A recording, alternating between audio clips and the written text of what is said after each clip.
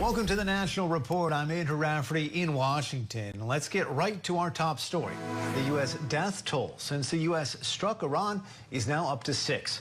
2 more U.S. troops' bodies were found in rubble after Iran's initial attacks in Kuwait Sunday morning. Iran made a direct hit on a makeshift command center.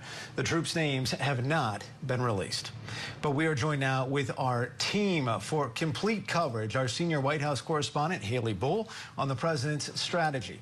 Senior congressional correspondent Nate Reed on lawmakers deciding whether to declare war or not.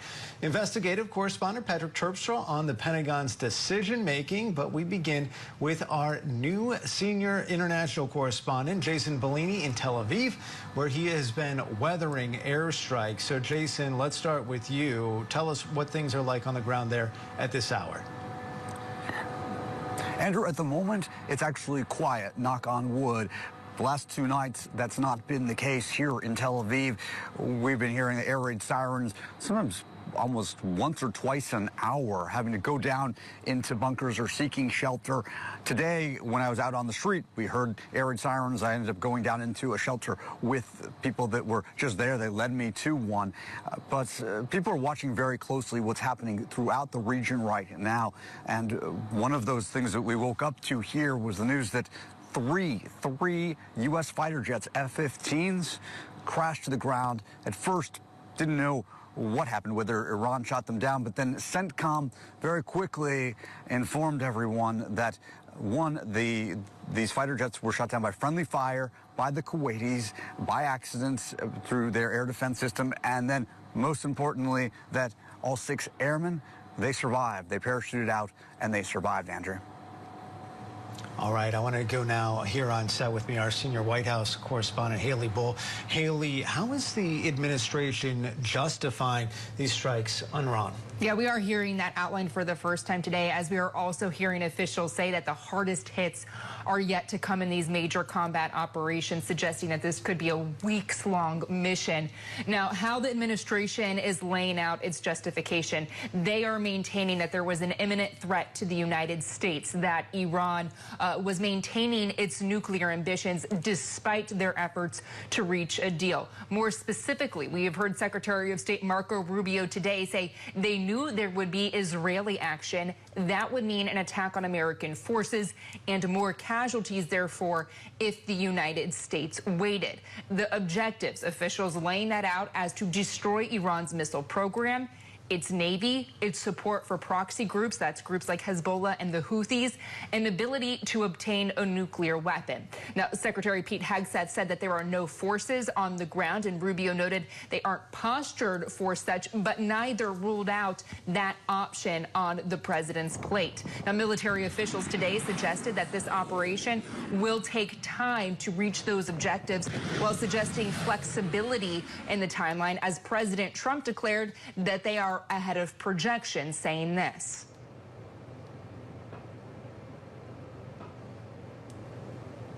We're already substantially ahead of our time projections, but whatever the time is, it's okay. Whatever it takes, we will always, and we have right from the beginning, we projected 4 to 5 weeks, but we have capability to go far longer than that. We'll do it. Whatever somebody said today, they said, oh, well, if the president wants to do it really quickly, after that he'll get bored. I don't get bored. There's nothing boring about this. And Andrew, while the administration is saying regime change isn't the goal, or rather not outright saying regime change is the goal, they are making it clear that they are hopeful Iranians could overthrow their government. And a senior White House official telling us that President Trump suggested that new potential leadership in Iran has indicated they want to talk, that he will eventually do so, but these operations are continuing right now. We have seen a top Iranian official say we won't negotiate with the U.S. at the same time. Yeah, so what do we know about that? I mean, this idea that people should rise up and overtake the government in their own country, it seems like a risky strategy. What has the White House said? Well, you'll recall going back to when this all started, the president's initial threats of a strike was as the Iranians were protesting against their regime. And we heard him start talking about the potential of regime change going back to mid last month. He was questioned about it and said that regime change seems like that would be the best thing that could happen. As we are seeing this play out, the administration is making it clear that is not their outright public objective here, but they certainly are encouraging Iranians to potentially overthrow their government after we have seen the supreme leader as well as dozens of senior defense and intelligence officials taken out. All right, Haley, thank you. Let's go out to Capitol Hill. That's where Nate Reed is. And Nate, if you're with us at this hour, Congress preparing, I understand, as soon as this week, a war powers resolution. What is the latest there? Yeah, I've just been messaging with the team for Senator Tim Kaine, the Democrat from Virginia. He's been kind of leading the leading force on this, along with the Senate Minority Leader Chuck Schumer. They've been trying to get a vote on this war powers resolution to try and limit President Trump's ability to unilaterally conduct military operations in Iran, in the Gulf states. The concern here that the president is not able to be, constrained by typical requirements up here on Capitol Hill. The requirement, the constitutional requirement that Congress is the party that declares war, that the president seeks approval for these kinds of actions. So that is exactly what Democrats up here and some Republicans are looking to rein in. That being said, many Republicans have defended President Trump's decision to go with these, somewhat preemptive strikes. We heard this rationale from Secretary Marco Rubio, who said that he believed because of an imminent attack from Israel that they had to go ahead with this, kind of preemptive, retaliatory, if you will, strike against Iran. Concerns that there could have been a wider war, or that he would have to come up to Capitol Hill and testify if American lives were endangered or hurt as the result of an Israeli strike in Iran. So again, the rationale still coming out here, that briefing on Capitol Hill of the Gang of Eight, intelligence leaders and the heads of both the Democratic and Republican Party in the House and Senate, that is still ongoing. I just ran there. That's why you didn't see me ran from there. That's why you didn't see me a minute ago, Andrew. But as they are receiving that briefing, this is the first time that we understand they've had that opportunity to really meet with Secretary Rubio and get a full accounting and understanding for why the Trump administration took the action it did. One of the things we'll be watching for from both Democratic and Republican leaders when they exit that meeting, if they feel that the Trump administration has given them, in a classified setting, enough rationale for why they went ahead with those strikes against Iran. All right, Nate, we're going to ask that you stand by. I want to bring in Patrick Terpstra. He's in our D.C. newsroom right now. So, Patrick, we heard from Defense Secretary Pete Hegseth this morning. What did he have to say?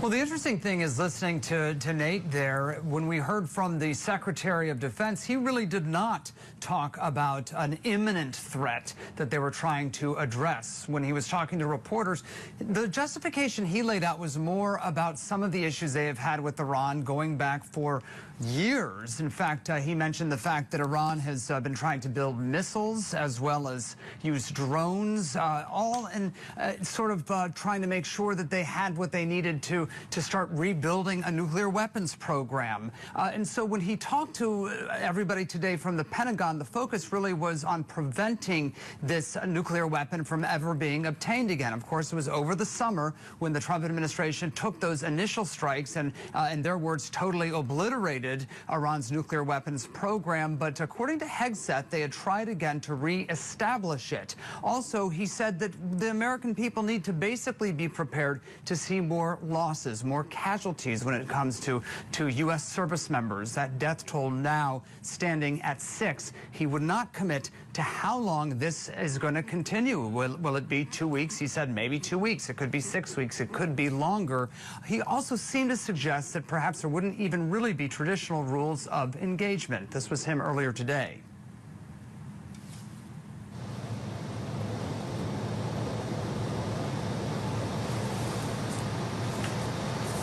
No stupid rules of engagement, no nation-building quagmire, no democracy-building exercise, no politically correct wars.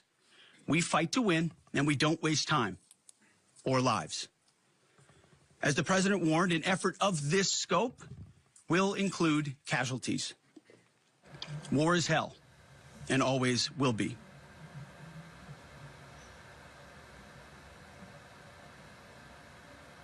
in Iraq, and there is such a shadow from that Iraq war. The secretary is saying that this is not going to be an endless war like we saw with Iraq, but also saying that the regime did change in Iran, even though, in the secretary's words, this was not a war designed to achieve that regime change. Andrew? Yeah, of course, a lot of folks drawing those parallels today. Patrick Terpstra for us in our D.C. newsroom. We are keeping everyone here looking forward to what this could mean in the longer term, whether it is the death toll for American troops abroad, gas prices. Our team coverage continues after a quick break.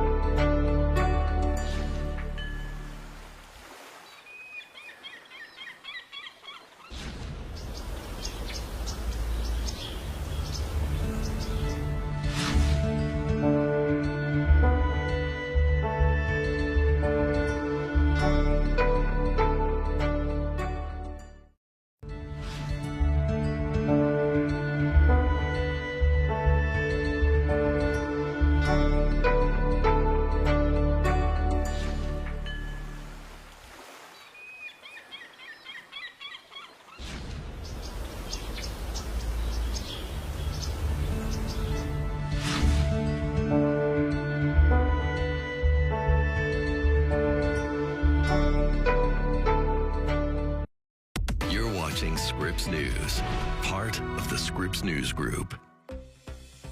Well, after plenty of chatter online in recent days after the US strikes on Iran regarding the potential impact on the markets and whether there would be significant losses, we didn't actually see that on Monday, and that would indicate investors have already made moves expecting this to happen. Remember, it had been discussed in the media for a number of weeks, and the other possibility is that investors bought the dip on Monday, helping the broad indexes recover from Monday morning's opening prices. At the close, the Dow Jones Industrial Average was down 0.15%, but the S&P 500 finished up 0.04%.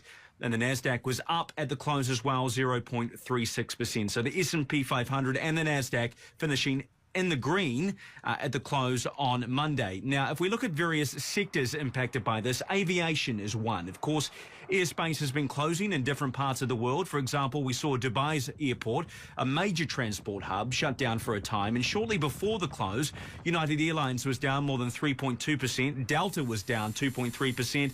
and American Airlines had taken a large hit on Monday, down more than 4.3% shortly before the close. It wasn't all bad news, though, for investors. Predictably, defence contractors and weapons manufacturers saw a jump on Monday. A short time before the close, Lockheed Martin was up more than 2.85%, and we also saw commodities affected during this time as well. Of course, people go to commodities or invest in commodities at times of volatility on the markets. Gold finished up more than 2%, or was up more than 2% at around 4 o'clock local time on Monday as well. Oil prices have also gone up, as has been reported. At the time the markets closed, Brent crude was up more than 9%, and West Texas Intermediate was up as well, more than 8.3% on Monday afternoon. So a clear and obvious rise there, and something likely to impact motorists in the coming days and weeks. Mitch McCann, Scripps News Group, New York.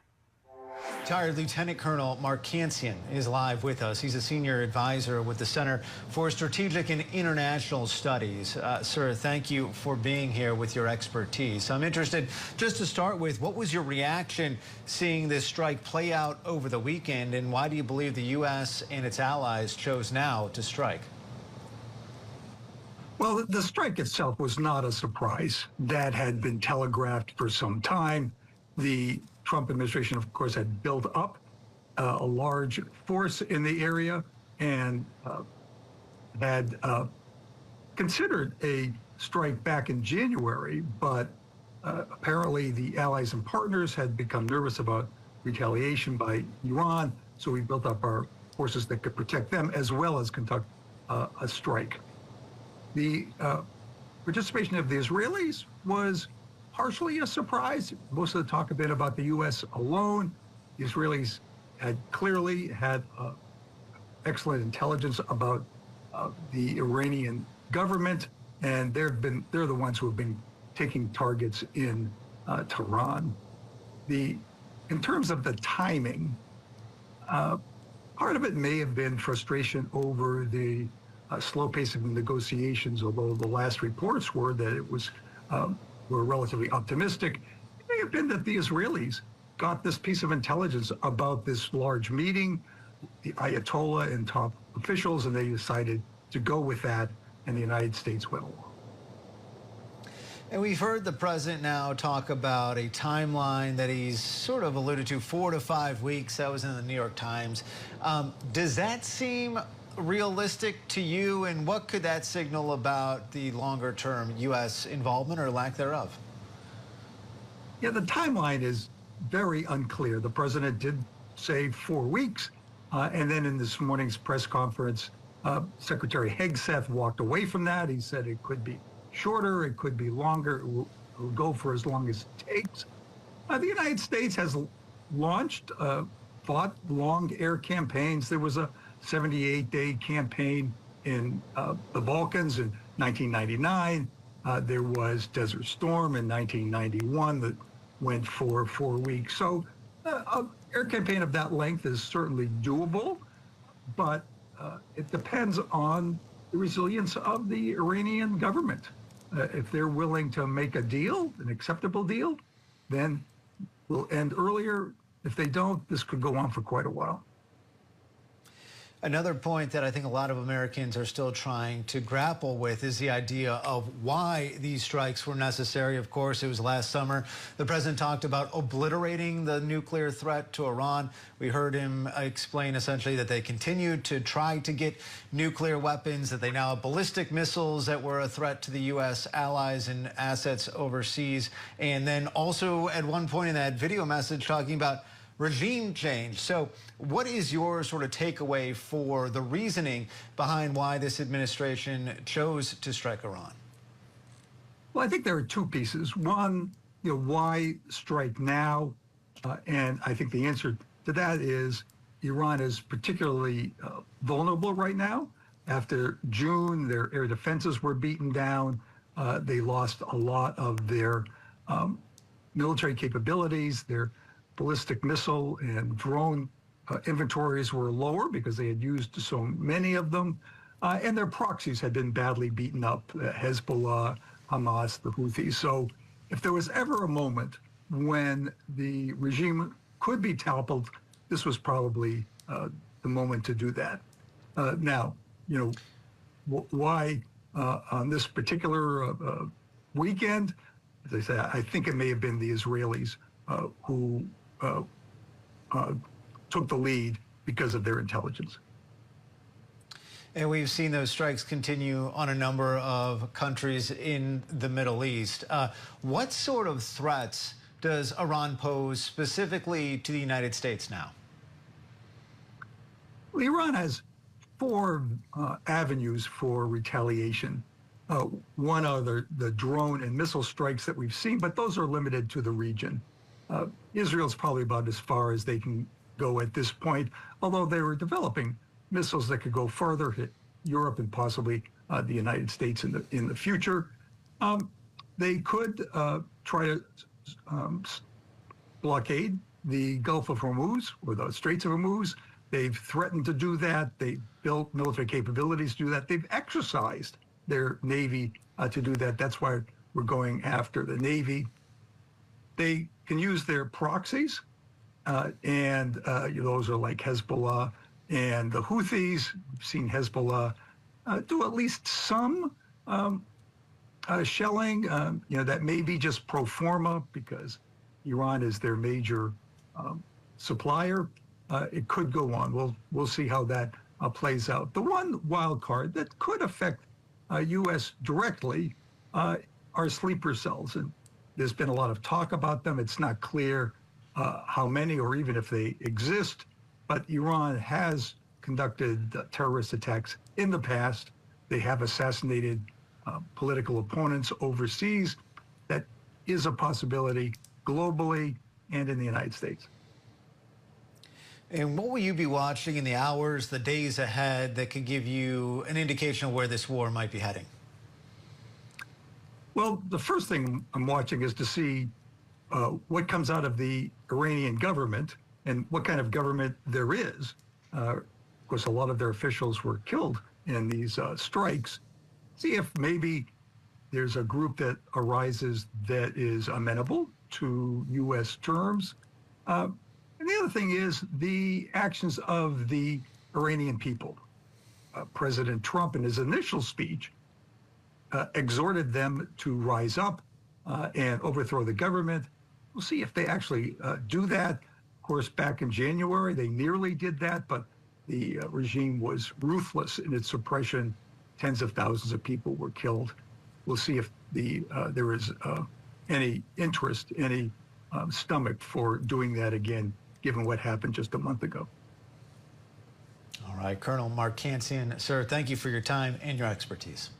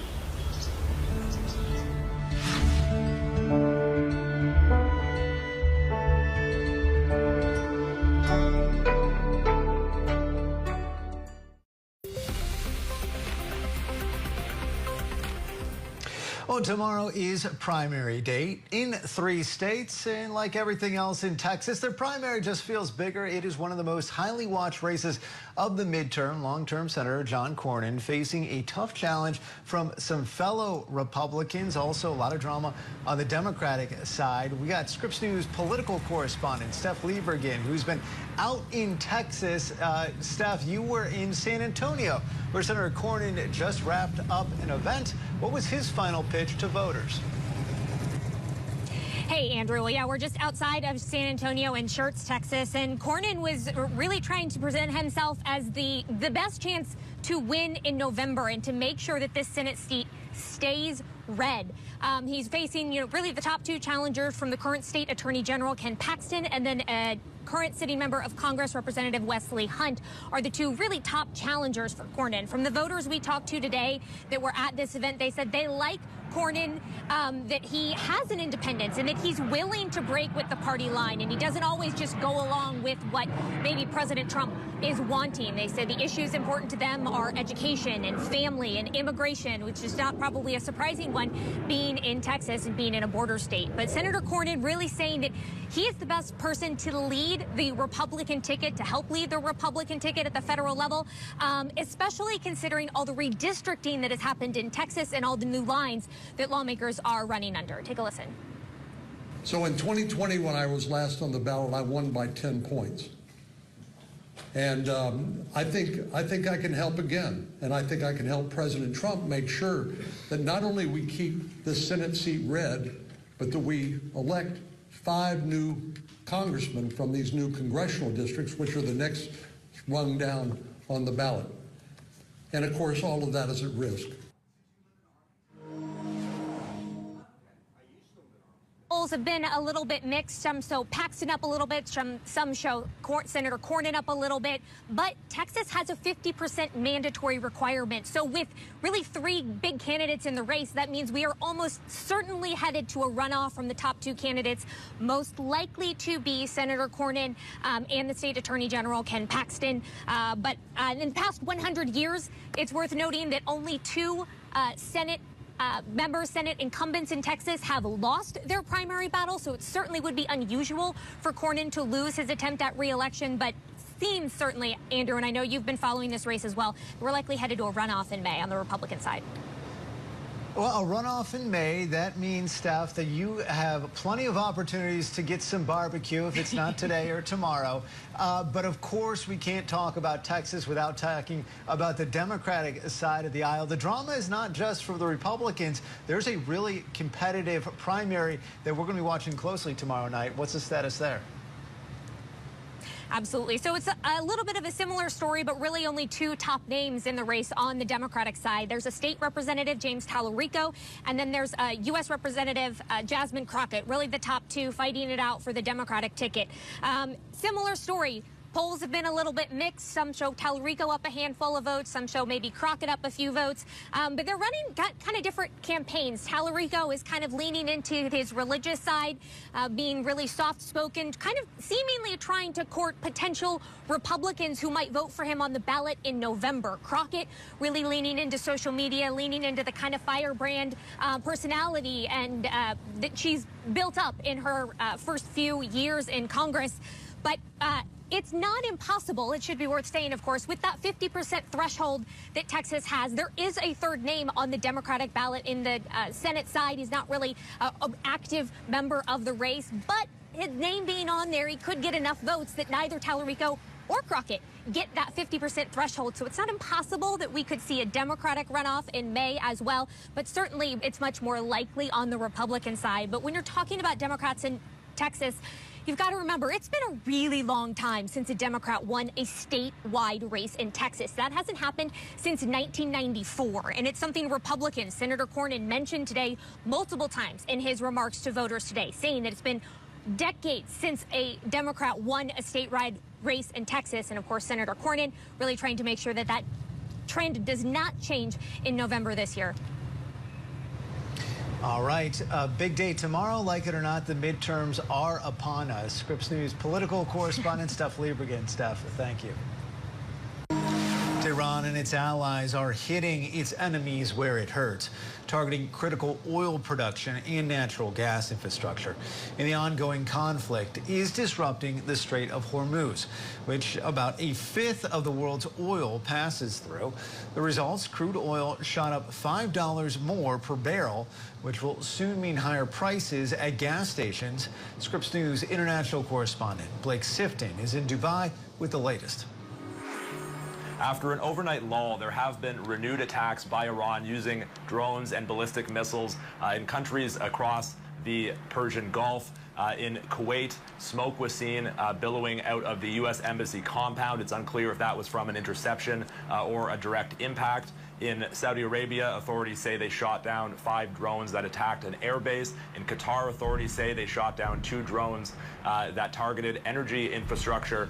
And off of Oman, a oil tanker was struck by what's being described as an unmanned naval vessel, essentially a suicide boat. Now, 1 person was killed, 1 sailor was killed in that attack, and the ship, the oil tanker, is said to be on fire. Now, that followed 3 separate incidents yesterday where 2 oil tankers and 1 other ship were attacked, believed to be with drones or perhaps missiles. Now, this is in the Strait of Hormuz. This is a narrow waterway between Iran and Oman. It's a vital waterway, a vital passageway where roughly a fifth of global oil supplies pass through. And of course, there are fears that if Iran continues to attack ships, as they've said they will, as they promised in the past to shut down the Strait of Hormuz, that if this continues and ships are no longer able to pass through the Strait of Hormuz, that it could have major reverberations for energy markets and for the global economy. Now, all of these attacks come as air traffic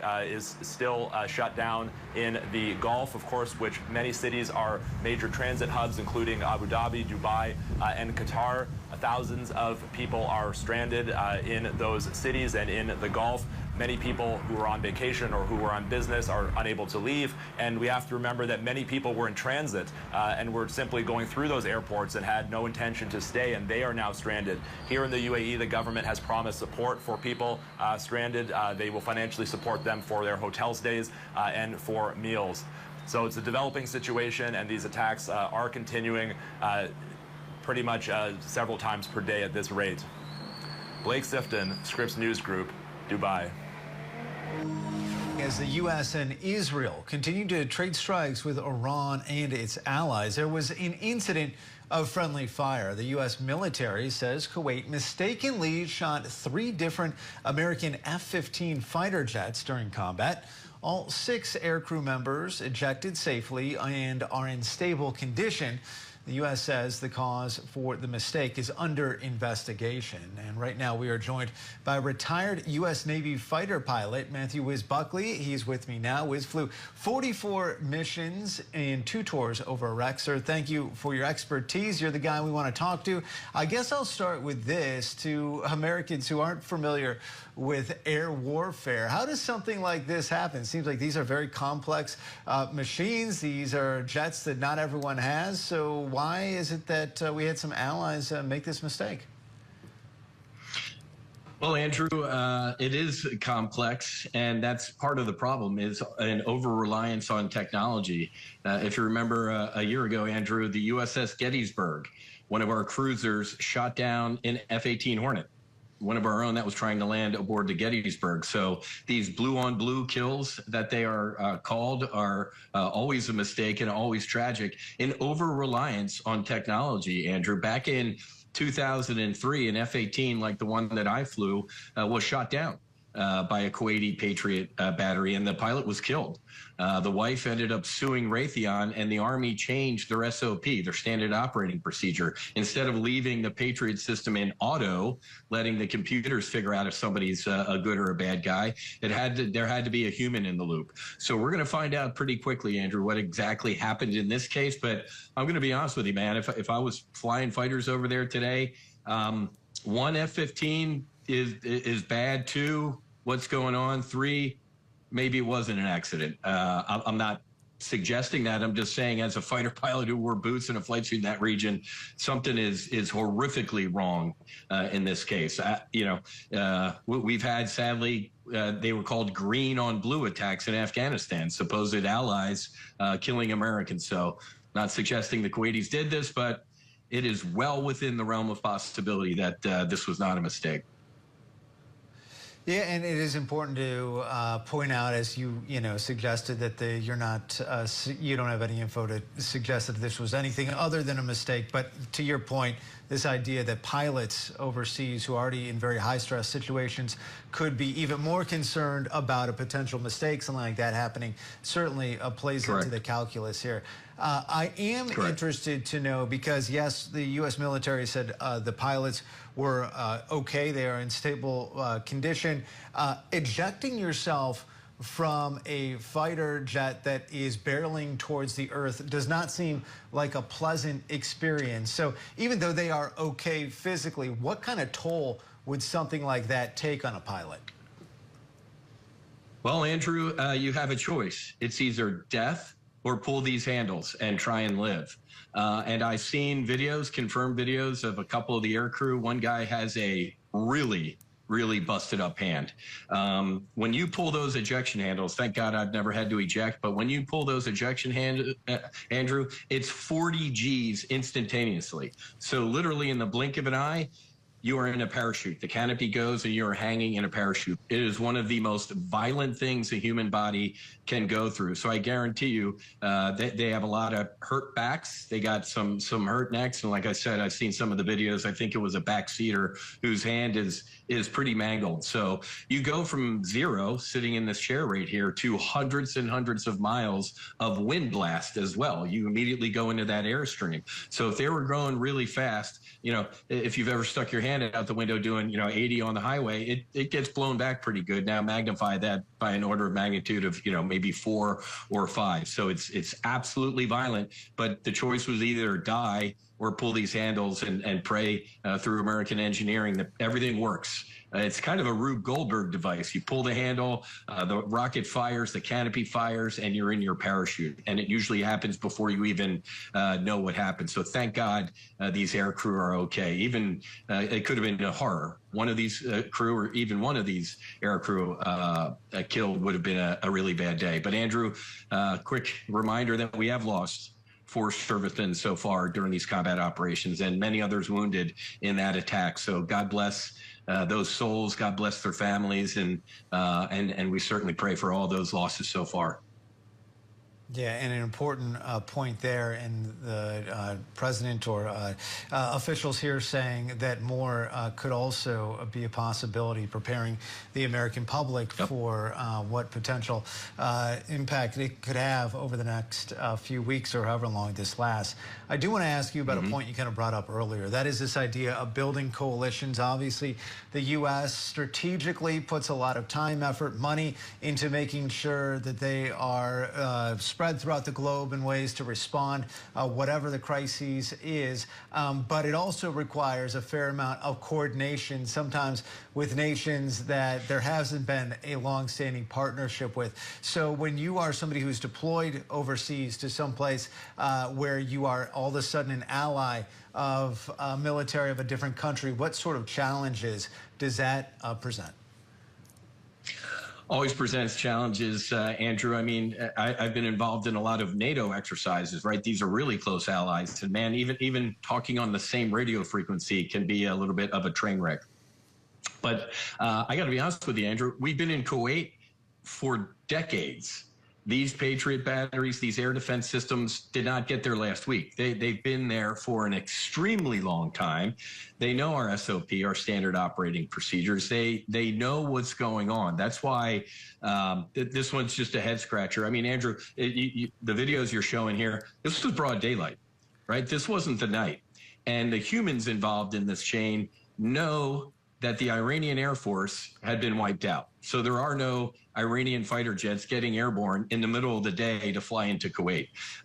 Yes, there's missile threats. Yes, there's drone threats. But if there was a human in this loop going, you know what?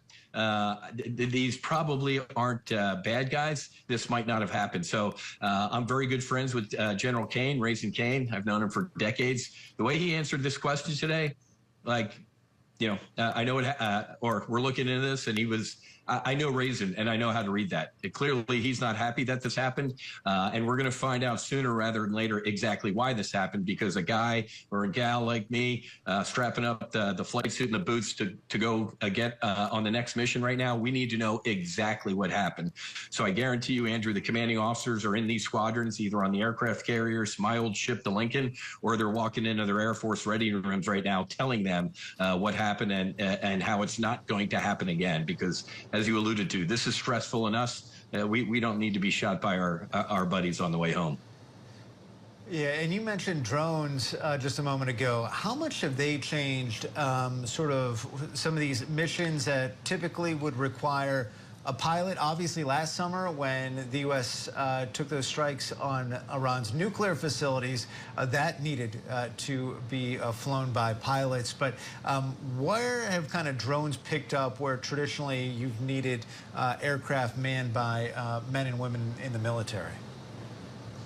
Warfare has changed forever, Andrew, as a result of drones. This is like General Mitchell dropping bombs from a rickety biplane and sinking an old German battleship. Drones have completely changed warfare. A year and a half ago, Andrew, Ukraine smuggled like 18-wheelers and built some fake houses in Russia, and somebody pushed a button on their cell phone, and the roof opened up on the 18-wheelers and these homes, and the drone swarms attacked Russia's bomber fleet and took out about 25% of their strategic capability. So drone warfare has completely changed the future of warfare. And not that the future of warfare can ever be good, but in a more horrific way. It helps us in some way, Andrew, because we can, launch drone swarms and confuse the radars and do all sorts of stuff. But it also levels the playing field, Andrew. These aren't $100 million F-22s. The enemy can buy a ton of drones and do the same thing to us. They can drone swarm our aircraft carriers or our forces, like where those forces who were sadly killed were hit by an Iranian drone. So it really has leveled the battlefield in some way, which isn't a good thing if you're the United States. Retired U.S. Navy fighter pilot Matthew Wiz Buckley. Sir, thank you for your expertise, for shedding some light on some of the events we've seen over the past few days here. Really appreciate it. You got it, Andrew. We'll see you. Thank you.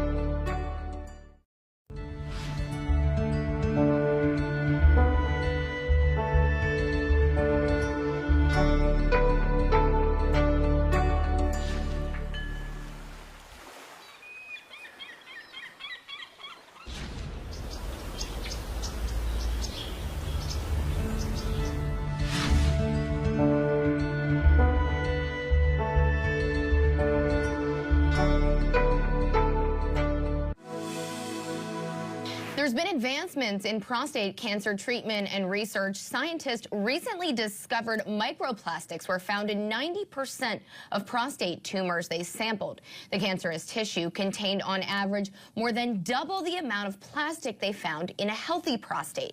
Meanwhile, there's promising results of prostate tumors shrinking in early trials of new immunotherapy drugs. While testing continues, early detection is still critical. Scripps News Group's Danny Mescal talked with a survivor urging men to get checked.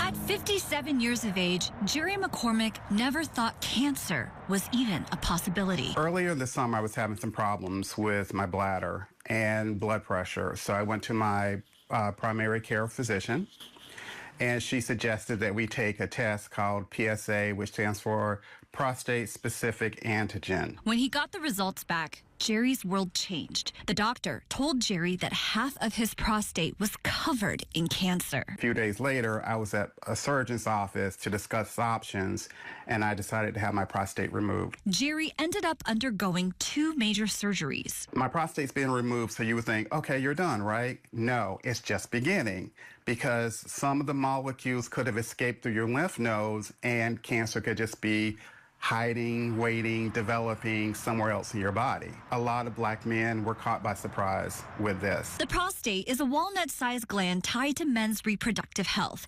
Statistics say 1 out of 8 men will get prostate cancer, but black men face an even higher risk. Prostate cancer is a very common malignancy among African-American men, and the incidence rate is 1 in 6 African-American men are going to be diagnosed with prostate cancer compared to 1 in 8. But there's good news. Dr. McKay says prostate cancer is highly curable, and the mortality rate for black men has gone down 50% over the last 2 decades. It just all depends on how soon men get screened. Screening is what saved Jerry's life.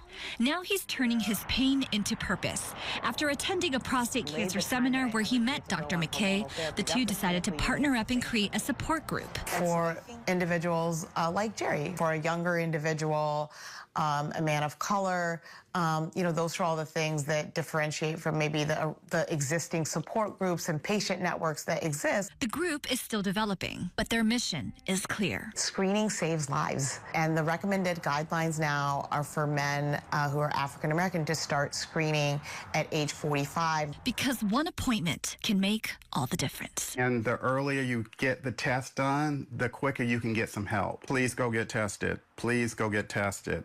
Danny Mescal, Scripps News Group.